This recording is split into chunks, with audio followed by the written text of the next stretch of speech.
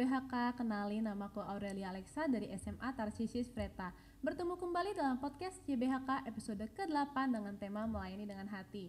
Nah teman-teman, hari ini adalah hari yang sungguh luar biasa, hari yang bertabur bintang, karena Sekolah Tarsius Freta kedatangan 3 orang hebat yang akan menjadi narasumber kita pada podcast hari ini. Langsung saja kita sambut. Pertama ada Dr. Yonatan Winardi di sini, seorang praktisi pendidikan dari UPH. Beliau adalah alumni 2002 SMA Tarsius Freta. Lalu di sampingnya ada Dr. Henok Nugrahawanto, sarjana kedokteran, alumni 2012 SMA Tarsius Freta. Beliau saat ini sedang berkarya di Rumah Sakit Sentra Cibinong. Lalu di sebelah saya ada Dr. Ida Ayu Purwaningsi. Beliau adalah perwakilan orang tua SD Tarsius Freta sekaligus Direktur Rumah Sakit Primaya Pasar Kemis. Saya ucapkan terima kasih atas kesediaan dan kehadiran para narasumber dalam podcast YBHK dengan tema melayani dengan hati hari ini. Hai Sobat YBHK, ngomongin tentang melayani dengan hati nih. Kita tahu kalau melayani itu bukan hanya tentang kerja pribadi atau kerja persona, melainkan juga kerjasama dalam kebersamaan. Sedangkan kata hati itu cenderung untuk merujuk pada suatu dasar atau sumber dari seluruh tindakan melayani. Saat ini ada banyak lembaga yang memberikan title pelayanan dengan hati pada lembaganya sendiri. Nah, saya mau tanya nih kepada Kak Yonatan, apa itu pelayanan dengan hati menurut Kakak? Ya, pelayanan dengan hati itu pastilah pelayanan yang totalitas. Karena hati itu adalah gabungan dari pikiran dan perasaan. Sehingga ketika kita melayani, khususnya kalau saya sebagai dosen, berarti kita melayani dengan totalitas, dengan semangat, dan juga dengan yang terbaik. Lalu bagaimana pengalaman Kak Yonatan sebagai seorang praktisi pendidikan dalam hal melayani dengan hati? Seperti tadi saya sampaikan bahwa sebagai dosen, mahasiswa-mahasiswa saya itu datang dari seluruh pelosok Indonesia. Sehingga mereka memiliki keterbatasan, baik dalam pengetahuan bahasa Inggris dan juga ICT.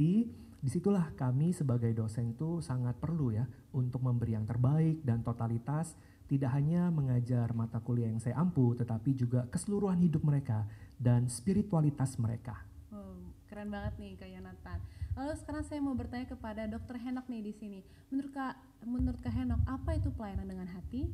Oke, kalau menurut saya pelayanan dengan hati merupakan suatu pelayanan yang diberikan dengan secara menyeluruh, sama seperti Kak Yonatan bilang, bahwa memberikan pelayanan itu tidak boleh hanya setengah-setengah, bahkan ketika diminta untuk memberikan satu, kita akan memberikan lebih dari satu gitu. Apapun yang diminta, kita akan kerjakan dengan hati kita, dengan totalitas tanpa bersungut-sungut, itu adalah pelayanan dengan hati. Kita totalitas untuk menyerahkan diri sepenuhnya, betul ya betul, Kak? Betul. Lalu bagaimana pengalaman Kak Henok sebagai seorang dokter dalam bidang pelayanan dengan hati? Oke, pelayanan sebagai dokter sangat banyak ya, banyak banget, terutama pengalaman saya pada saat daerah-daerah itu banyak sekali bahwa banyak pasien-pasien yang mungkin tidak mampu untuk membayar, jadi ya kita bahkan kadang membayarkan pasien tersebut gitu, kita membayarkan untuk biaya cek lab, baik pemeriksaannya, jadi kita berikan apapun yang kita berikan untuk humanity service seperti itu. Jadi humanity service menjadi dasar kita untuk memberikan pelayanan secara total. Bagus sekali. Lalu saya akan bertanya kepada Dr. Ida di sebelah saya. Menurut Dr. Ida, apa itu pelayanan dengan hati? Kalau tadi mungkin dari Dr. Jonathan udah bilang totalitas lah ya. Kalau dari Dr. Henok bilang menyeluruh. Nah, sebenarnya kalau pelayanan dengan hati itu sebenarnya simpel.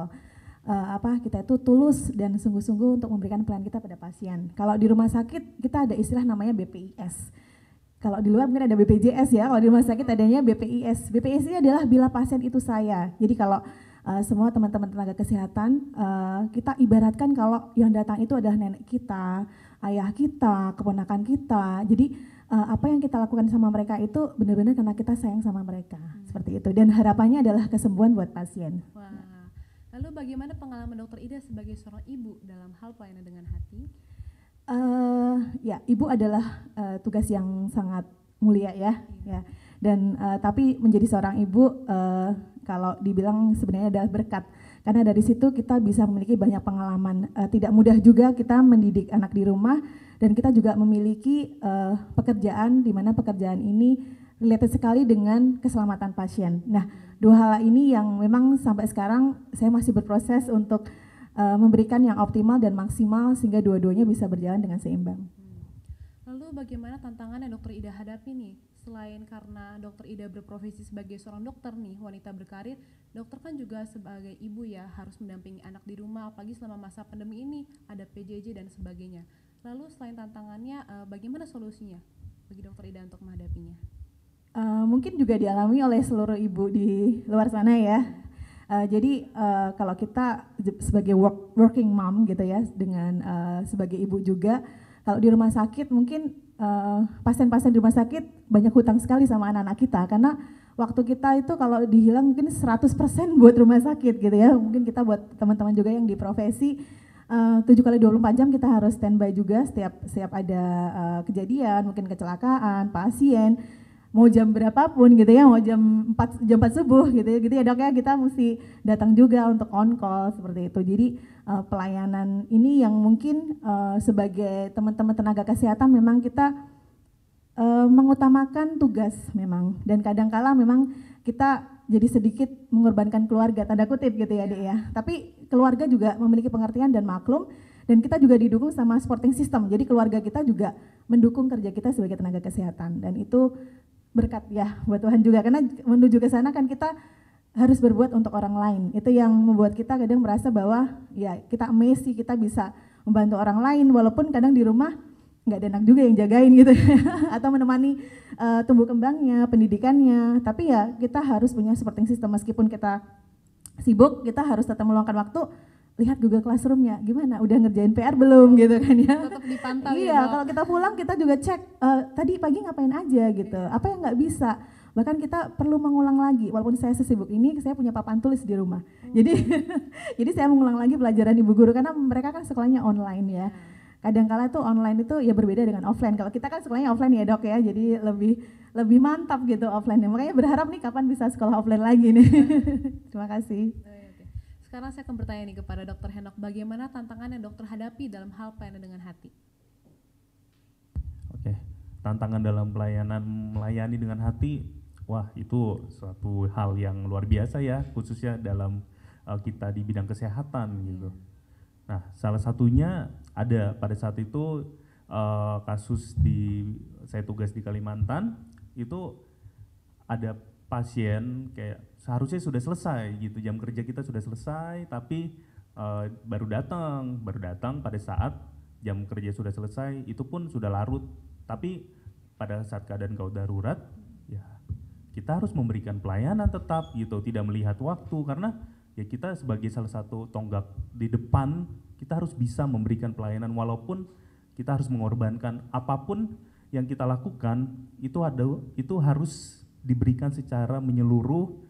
Dan ingat, kembali lagi humanity service gitu, kembali lagi ke humanity service, bahwa pelayanan itu harus menyeluruh. Jadi walaupun kita harus mengorbankan satu hal, dua hal, tapi asalkan itu membuat orang itu mengalami suatu kebaikan, itu tidak ada yang merugikan gitu, tidak ada ruginya untuk buat kita, baik diri kita maupun orang tersebut. Bahkan orang lain pun akan merasakan dampak yang kita kasih gitu.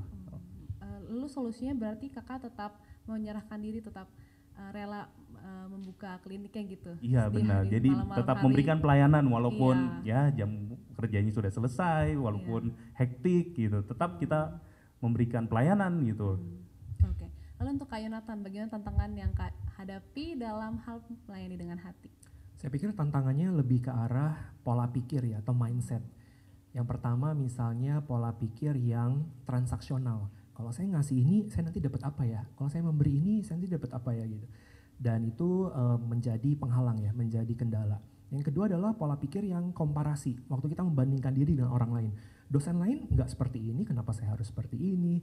Mereka yang lain juga nggak seperti itu, kenapa saya harus seperti ini?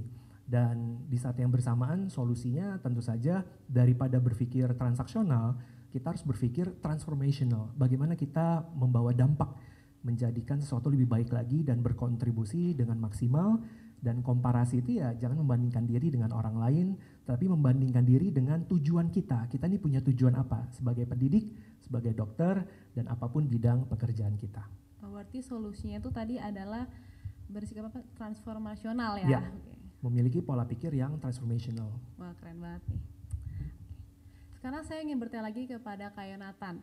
Dalam melaksanakan tugas, Kak Yonatan ini sebagai seorang praktisi pendidikan pasti punya dong role model atau panutan. Nah, siapa nih role model atau panutan kakak dan mengapa kakak menjadikan beliau sebagai panutan kakak? Memang secara umum tentu saja Tuhan Yesus itu menjadi role model ya, menjadi panutan karena Tuhan Yesus itu kan juga sebagai seorang pendidik, sebagai seorang master teacher, dan Tuhan Yesus itu sangat totalitas dan juga mengetahui bahkan mendoakan untuk murid-muridnya. Jadi sampai seperti itu, tidak hanya mengajar tapi juga mendoakan, mendampingi dan rela berkorban sampai di atas kayu salib. Tapi kalau dalam dunia pendidikan, nanti saya mungkin cerita tentang guru-guru waktu saya sekolah di Tarsisius itu juga telah menginspirasi bagaimana melayani dengan hati, sehingga saya juga terpanggil menjadi seorang pendidik. Oh yes. Lalu untuk Kak Henok nih, siapa role model atau panutan kakak? Sama sih seperti Kak Yonatan, bahwa pasti satu-satunya dan salah satunya adalah Tuhan Yesus sendiri. Itu dia sudah memberikan dirinya sebagai seorang pelayanan, bahkan dia sampai membasuh kaki murid-muridnya. Itu suatu role model yang luar biasa. Tapi ada guru saya, ada namanya Dr. Adam. Beliau merupakan salah satu panutan saya. Beliau bertugas di Kalimantan. Beliau itu, wah itu nggak bisa diucapkan dengan kata-kata lagi. Beliau itu walaupun ada pasien datang ke rumah dia, walaupun itu bukan tempat praktek dia, jam 2, jam 3 pagi kalau memang orang itu membutuhkan, dia akan benar-benar memberikan pelayanan gitu, sampai dia bisa ngurusin, sampai dia kalau misalnya tidak bisa ditangani, dia akan membawa pasien itu ke rumah sakit. Itu suatu hal yang di luar nalar lah. Itu salah satu contoh yang luar biasa untuk sebagai role model saya gitu, bahwa memberikan pelayanan itu nggak boleh cuma setengah, bahwa ketika kamu sedang melayani pasien, kamu melayani orang, anggaplah itu adalah keluarga kamu, anggaplah itu adalah diri kamu, bahkan anggaplah itu orang tua kamu. Bagaimana sih kamu ingin diperlakukan, bagaimana sih kamu itu ingin ditangani gitu. Nggak cuman setengah, ya udah berobat ini besok nggak sembuh, ya udah selesai. Tapi ada satu pasti tujuan proses ke depan, apa yang mau dicapai dari kamu tuh berobat ke sini gitu. Pasti proses kesembuhan itu ada jalannya, ada caranya. Semua itu akan terjadi kalau kita bisa memberikan pelayanan dengan baik gitu. Wah, keren banget. Baik banget tuh, Kak. Memang luar biasa Dr. Adam itu. Lalu untuk Kak Henok, pesan atau tips apa yang bisa kakak sampaikan kepada adik kelas kita nih yang saat ini sedang belajar, karena nanti kan mereka pasti akan memasuki dunia kerja juga. Oke, tips dan trik ya. Sebenarnya yang paling penting adalah pertama pertama kali itu adalah hormatilah orang tua. Yang kedua, hormatilah guru-guru kalian, karena guru-guru kalian itu adalah orang tua kalian di sekolah. Jadi kalau kalian tidak menghormati mereka, itu sangat sayang sekali, karena saya merasakan sendiri bahwa kalau tidak ada guru, saya tidak ada sampai saat ini gitu. Walaupun ada yang namanya seorang dokter, ada yang namanya seorang dosen, tapi kalau tidak melalui suatu proses pendidikan, itu tidak akan adanya suatu yang sekarang gitu. Tidak ada yang namanya Henok yang sekarang gitu. Yang ada ya udah stuck gitu. Tapi kalau guru tidak membimbing saya sampai saat ini, itu adalah sesuatu hal yang nggak mungkin. Jadi ingatlah pesan orang tua, pesan guru, dan sayangilah mereka. Benar tuh teman-teman, kita harus bersikap sopan baik perkataan maupun perbuatan kepada orang tua di sekitar kita. Lalu untuk Kak Yonatan, pesan atau tips apa yang bisa kakak sampaikan kepada adik kelas kita yang akan memasuki dunia kerja nanti? Selain memiliki pola pikir yang tadi transformational dan juga jangan membandingkan diri atau membandingkan dengan orang lain ya, saya pikir adik-adik harus menjaga hati ya. Jadi you need to guard your heart, bukan follow your heart ya. Kalau dunia itu kan sering udah ikutin aja hati kamu, kalau lagi males belajar, lagi bosen, lagi ini udah berhenti aja, udah resign aja, udah tinggalin aja.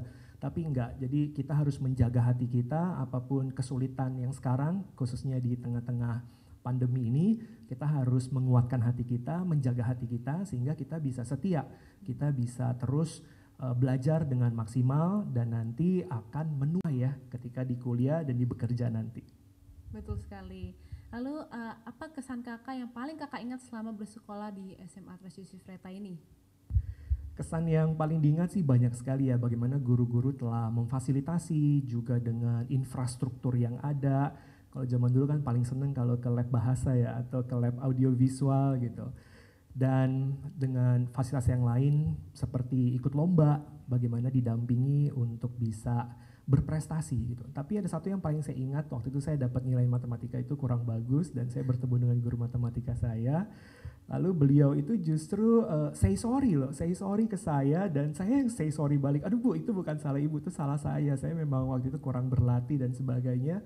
Tapi saya melihat bahwa Ibu itu telah memberikan dirinya, memberi yang terbaik, bahkan juga peduli dengan pencapaian saya dan bagaimana ya untuk memperbaikinya, bagaimana supaya lebih baik lagi begitu. Dan saya akhirnya sangat tersentuh, sangat menginspirasi bahwa oh iya ya, kita nih harus student centered dan rindu untuk terus mendampingi, memfasilitasi murid-murid kita gitu.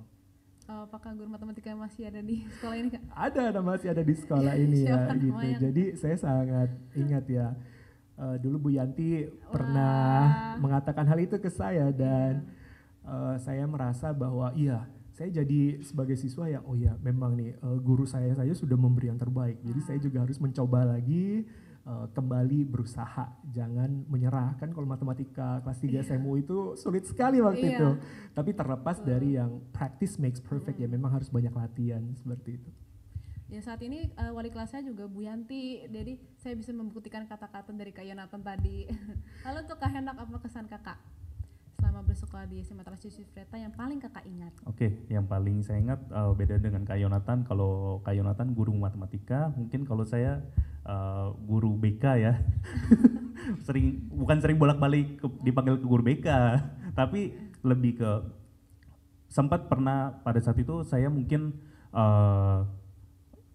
jauh banget dari apa yang saya sekarang gitu. Dalam arti apa? Nggak ada dulu cita-cita menjadi seorang dokter, nggak ada arahan untuk menjadi seorang dokter, bahwa menjadi dokter itu adalah dulu merupakan salah satu keinginan orang tua. Itu sangat, orang tua ingin sekali, itu yang pertama. Yang kedua yang saya inginkan adalah hal lain gitu. Nah lalu ya ada seorang sosok guru BK. Nah guru BK-nya ini manggil saya, lalu cerita, kamu mau jadi apa, terus kira-kira menurut kamu kalau misalnya kamu sudah lulus, kamu bisa nggak dengan hasil dari itu gitu. Nah dari situ saya mulai berpikir bahwa oh iya, kalau misalnya saya menjalani dengan profesi ini, saya bisa mendapatkan A. Apabila saya mendapat dari profesi yang B, saya menghasilkan yang ini. Lalu saya berpikir gitu, lalu guru BK-nya ini juga bilang bahwa kamu yang menentukan cita-cita kamu yang menentukan kamu akan menjadi apa untuk masa depan. Yang paling penting, saya selalu ingat bahwa dia selalu bilang bahwa apapun yang kamu kerjakan, apapun yang kamu lakukan, lakukanlah itu dengan sepenuh hati, jangan cuman setengah-setengah, karena kamu bisa saja kamu cuman ingin hanya keinginan sesaat gitu. Nah ketika kamu sudah tercemplung ke sana, kalau kamu tidak menyelesaikan itu sangat sia-sia. Maka dari itu saya mulai mematangkan niat saya menjadi dokter, dan ya puji Tuhan bahwa Tuhan meluruskan jalannya ya.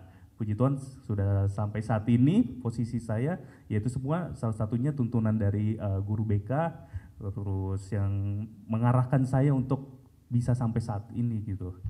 Gitu. Bahwa guru BK itu nggak cuman ngobrol-ngobrol, tapi juga melayani dengan hati, dengan yang memberikan arahan. Itu merupakan suatu pelayanan dengan hati yang luar biasa gitu. Apakah guru BK-nya masih ada di sini juga? Kayaknya masih ada sih. Siapa itu Kak?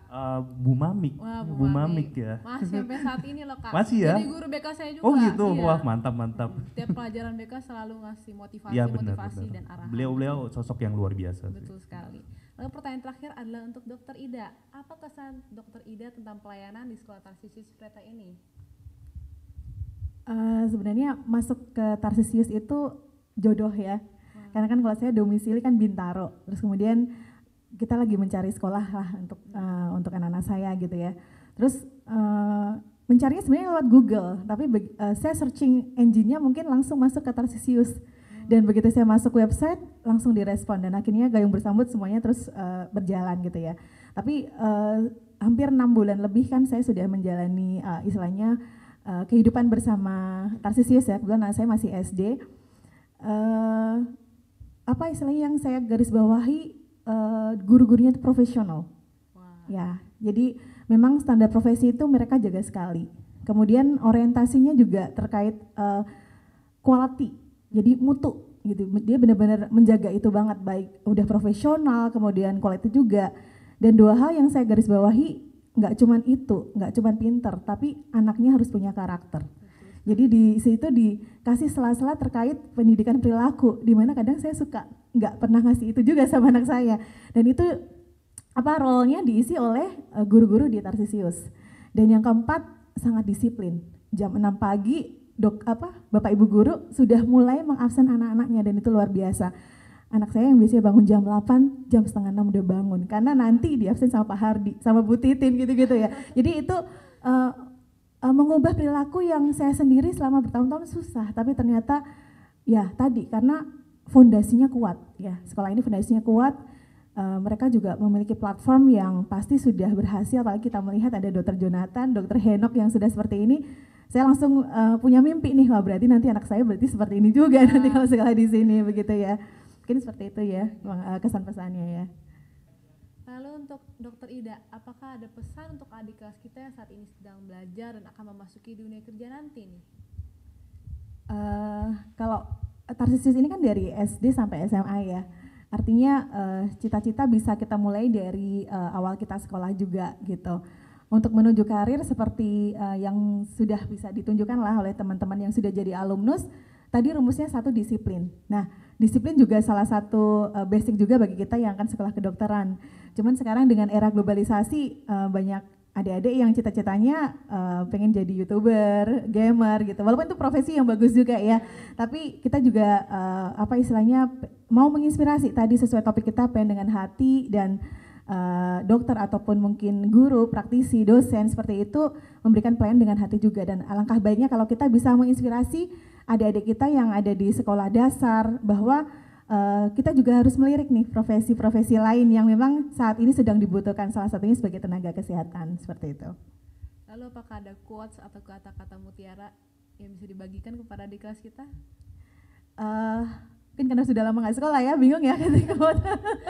Tapi quote-nya adalah ya tadi, kita harus belajar disiplin. Saya sih lebih kalau kita disiplin ya, disiplin baik disiplin waktu, disiplin terkait tugas kita, ini kita bisa menjadi orang yang meniti sukses dari awal seperti itu. Dan pastinya goalnya pasti akan sukses ya. Karakter itu juga penting berarti. Ya, seperti itu. Lalu untuk Kak Yonatan, apakah ada quotes yang bisa dibagikan? Kalau tadi Dokter Ida mempromosikan mengenai menjadi dokter, saya pikir kalau dokter itu kan mengobati yang fisik begitu ya, tapi juga secara intelektual, secara moral, menjadi seorang guru ataupun seorang dosen itu juga pekerjaan yang mulia dan sangat harus dilakukan dengan hati. Jadi buat sobat YBHK ataupun juga setiap pendengar yang ada, bisa memotivasi juga anak-anaknya untuk suatu saat menjadi seorang pendidik seperti itu. Lalu untuk Kak Henok bagaimana? Oke, kalau dari saya sendiri lebih menekankan bahwa ketika kamu ada kesempatan untuk berorganisasi di sekolah, baik dari SD, SMP, SMA, ikutilah itu, baik ekstrakurikuler, organisasi OSIS, karena itu sangat berguna sekali, baik dalam kehidupan bersosial, baik kehidupan untuk bekerja, baik pada saat kamu nanti akan melanjutkan pendidikan, karena itu merupakan pembentukan kamu gitu. Karena kalau di sekolah masih ada yang memonitori guru, tapi kalau kamu sudah masuk keluar dari lingkungan sekolah, diri kamu sendirilah yang akan memonitori diri kamu gitu. Nggak ada orang lain yang memonitori gitu. Itu yang pertama. Yang kedua, bahwa apapun yang kamu lakukan, lakukanlah itu dengan sepenuh hati, seperti kamu ingin melakukan, memberikan untuk Tuhan gitu.